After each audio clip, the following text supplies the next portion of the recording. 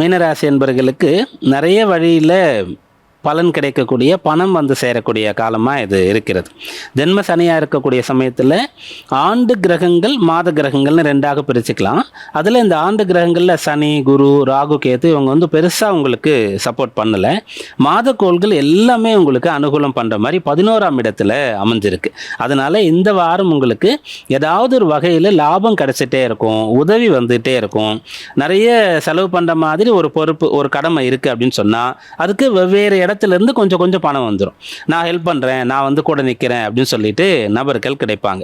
நிறைய வேலை ஒரே சமயத்தில் உங்கள் மேலே சுமத்தப்பட்டிருக்கு அப்படின்னு சொன்னால் கூட வேலை பார்க்குறவங்கெல்லாம் வந்து ஒரு வேலையை அப்படியே ஷேர் பண்ணிவிட்டு எல்லாரும் சேர்ந்து செய்கிற மாதிரி இருக்கும். அப்படியாக உங்களுக்கு நண்பர்கள் உறுதுணையாக இருப்பார்கள், உடன் பிறந்தவர்கள் உறுதுணையாக இருப்பார்கள்.